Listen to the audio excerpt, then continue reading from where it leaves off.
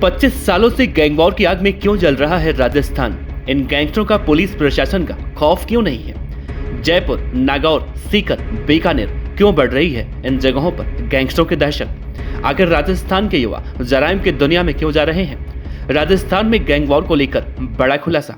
नमस्कार, मैं हूं देवनाथ पांडे और आप देख रहे हैं BDF न्यूज की क्राइम सीरीज खलनायक, जिसमें हम आपको रोजाना सुनाते हैं अपराध की दुनिया की छोटी और बड़ी खबरें।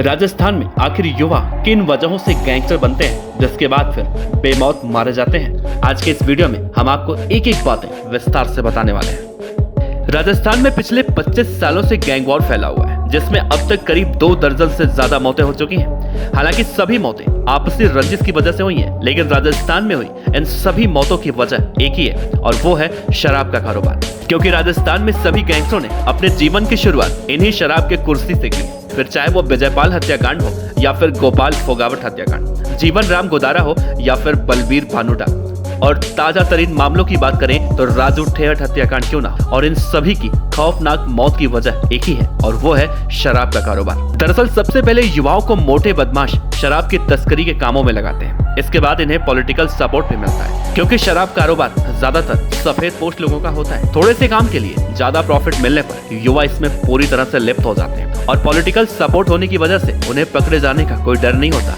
राजू ठेहट हत्याकांड की शुरुआत भी यहीं से होती है, जब राजू ठेहट और बलबीर भानुटा ने एक साथ शराब का ठेका खोला, लेकिन बलबीर के साले ने हिसाब की बात को लेकर कोई दिक्कत की तो राजू ठेहट ने उसे गोलियों से भून दिया। पुलिस सूत्रों की माने तो राजस्थान में शराब तस्करी का मुख्य गढ़ शेखावटी कहा जाता है, क्योंकि यहाँ हरियाणा के रास्ते शराब लाई जाती है और फिर यहीं से उसे पैक करके या फिर अन्य किसी चीजों में छिपाकर गुजरात जैसे राज्यों में भेज दिया जाता है।